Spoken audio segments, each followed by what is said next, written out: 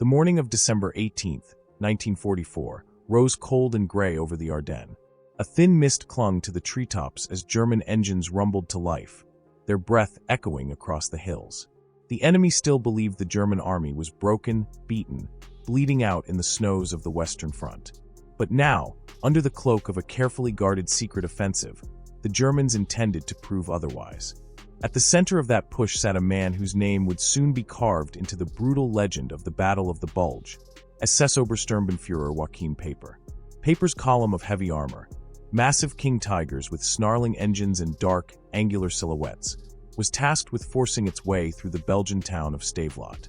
His orders were simple in words but nearly impossible in execution. Break through the American lines, seize the crucial bridges, and reach the Meuse River before Allied forces could respond. The Ardennes roads were narrow and clogged with traffic. Time was the real enemy, not simply the Americans. And Peiper, impatient and aggressive to the point of recklessness, knew that every minute lost could doom the entire operation. But the King Tigers were too slow for the lightning strike he envisioned. Their armor was unmatched, but on the twisting roads of the Ardennes, they crept like steel giants dragging their own weight. Peiper slammed his fist on the turret rim and barked the order that would shape the battle to come. "Bring me the Panthers." Two faster Panther medium tanks rolled up, their crews alert and ready for the kind of suicidal speed Peiper demanded. He laid out the task in clipped, fierce commands. Race ahead, break into Stavelot at full throttle, seize the bridge, and clear the way for the heavy Tigers behind them. It was madness, but madness was often the currency of war. The Panthers roared forward, treads biting into frozen ground as they lunged down the main road. The crews felt the surge in their chests, the mixture of fear, adrenaline, and grim determination that accompanied these missions. Turning sharply at a corner, the lead tank opened fire toward the riverbank, hoping to suppress any American positions. But the Americans were ready. A 57mm anti-tank gun waited with its crew steady at their posts. The gun fired. A single, clean shot slammed into the rear of the lead Panther, crippling its engine. Flames licked up its back plates as the tank screeched to a halt. Without hesitation, the second Panther tore past the smoking hulk, gained speed, and barreled directly at the American gun crew. The terrified men leapt aside as 45 tons of steel smashed through their weapon like paper. Reversing quickly, the second Panther scrambled back across the bridge under heavy American fire. Bullet impacts pinged off its hull, sparks flying as it raced into the streets of Stavelot. But their charge was far from over.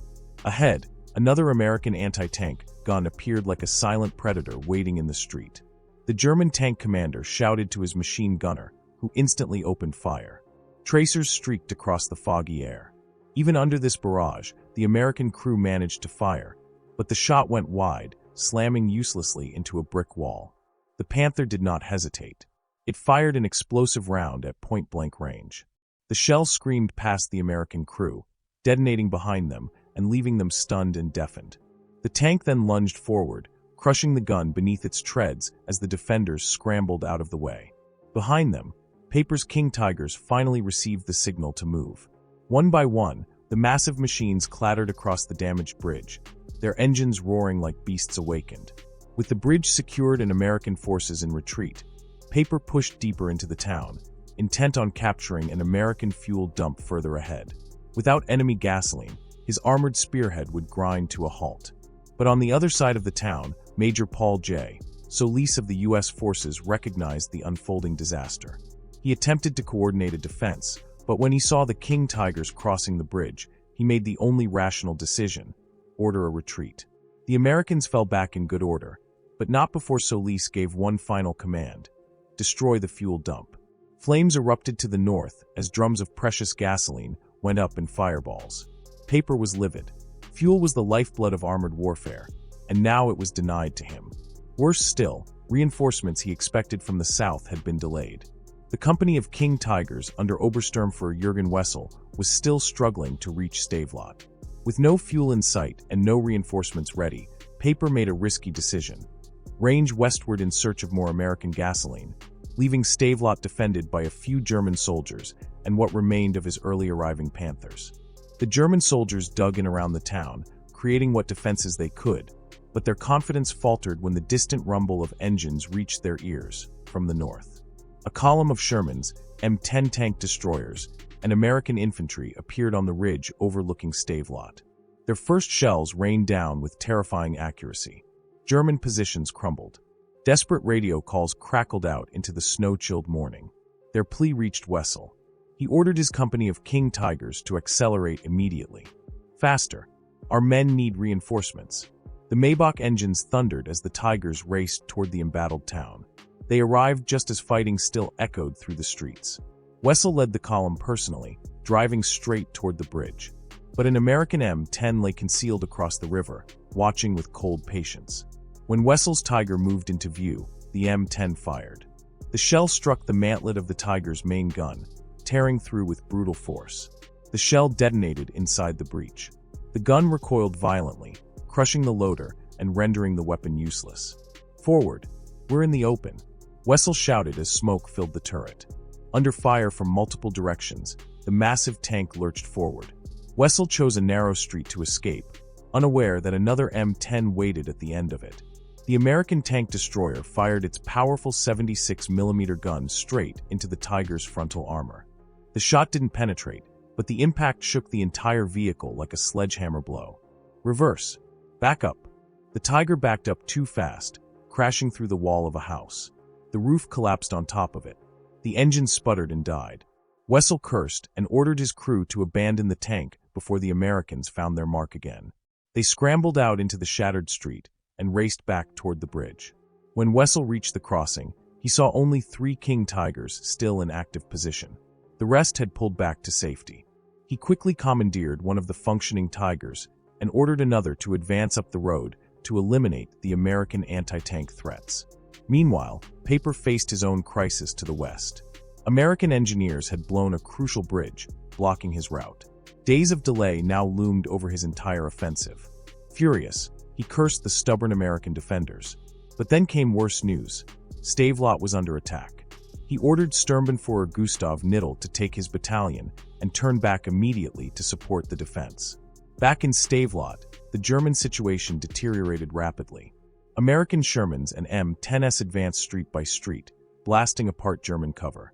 Without the full strength of their heavy tanks, the German infantry were forced into a fighting retreat, pushed back house by house.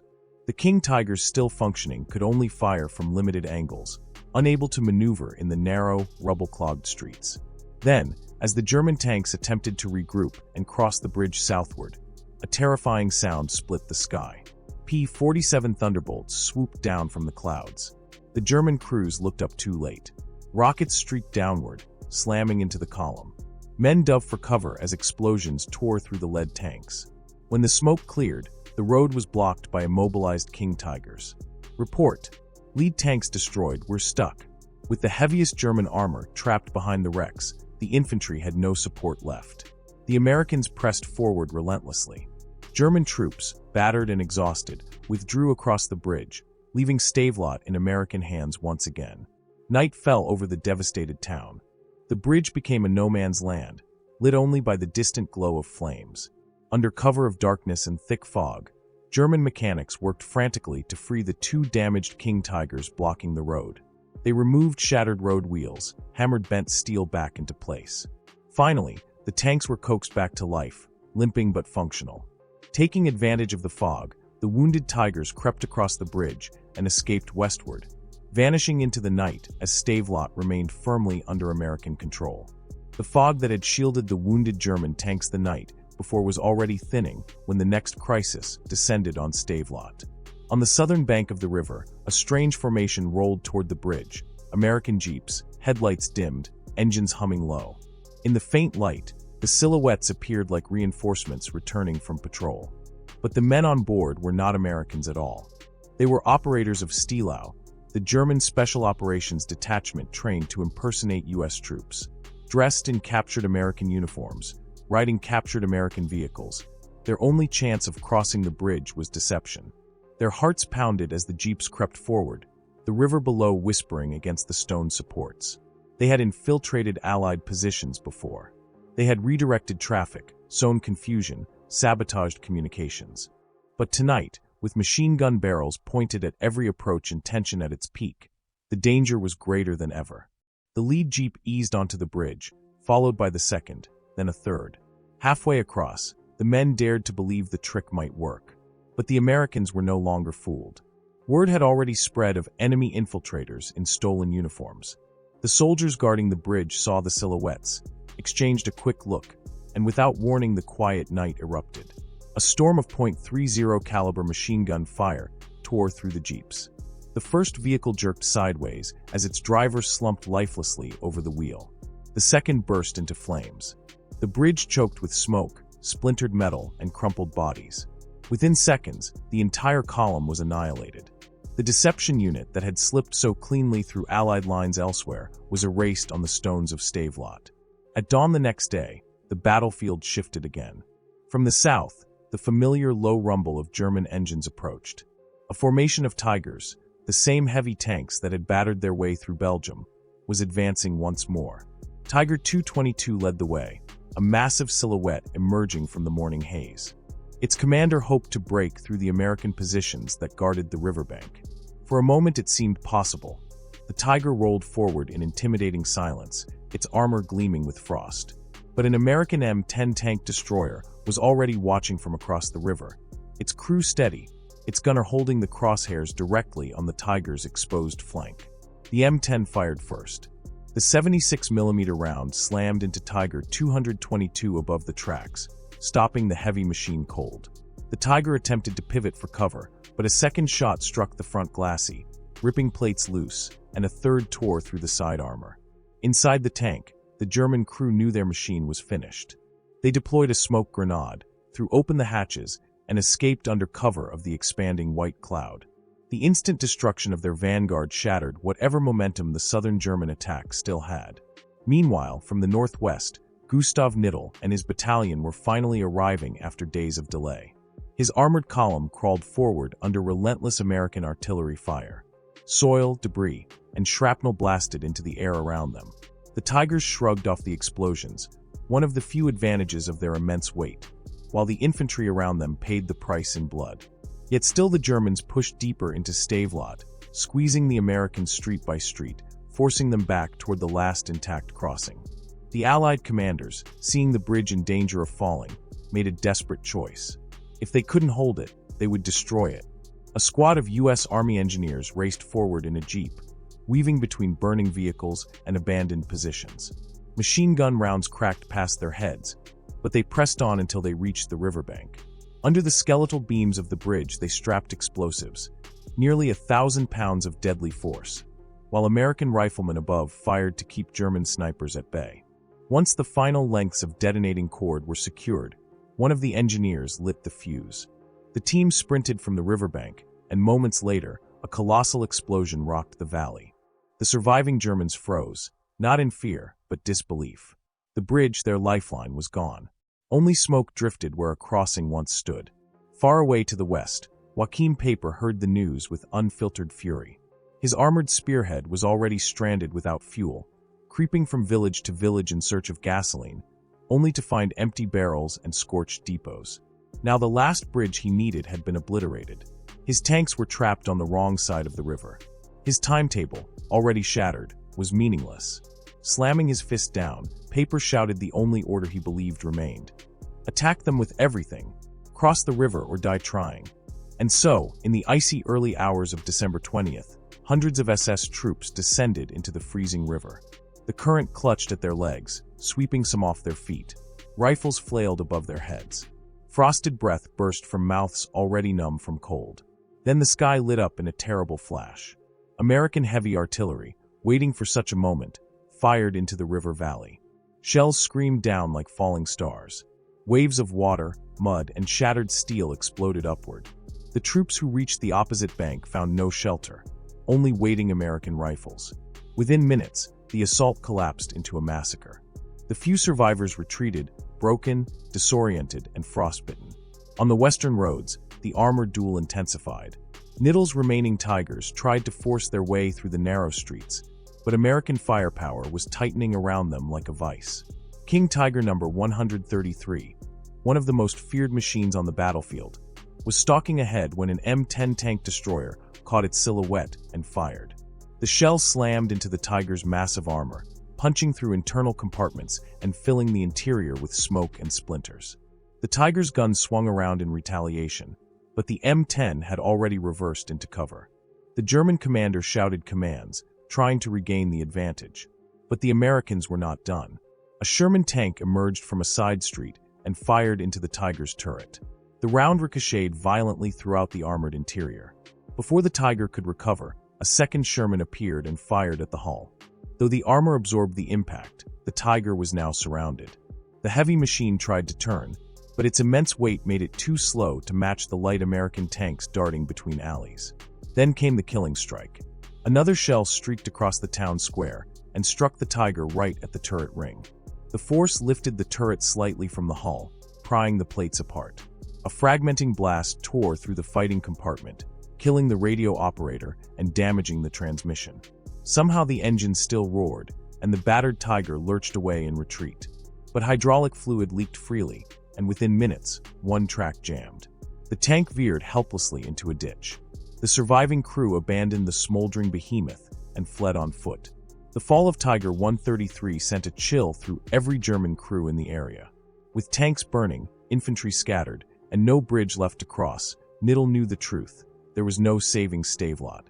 His advance stalled, his losses mounted, and Peiper, still stranded, could no longer support him. The German effort had become a collapsing wave of exhaustion and futility. Knittel gave the only order he could: full retreat. German soldiers slipped back through the fading fog, leaving their dead, their wounded, and their hopes scattered across the cobbled streets. To the west, Peiper's situation had grown hopeless. His tanks, low on fuel days earlier, were now completely dry. Columns of King Tigers, Panthers, half-tracks, and supply trucks sat silent in the snow. The engines that once shook the ground now produced nothing but cold stillness. Peiper looked across the white forest toward the distant rumble of American guns. They were closing in fast. He gave the order to abandon all vehicles. The elite formation that had once been the tip of Hitler's most ambitious counteroffensive now trudged into the woods on foot, carrying only what they could lift. Snow muffled their steps, but could not hide their defeat. Joachim Peiper survived the war, though many believed he did not deserve to. His participation in atrocities, including massacres carried out during the very campaign he led, shadowed him for the rest of his life. And yet, after the war, he served only 12 years in prison. History, scarred and contested, would debate his legacy endlessly. Some Germans, desperate to salvage pride from ruin, later clung to stories of invincible Tigers destroying impossible numbers of Soviet tanks. Veterans argued. Soviets denied. Propaganda films insisted. But none of it could mask the truth that unfolded at Stavelot.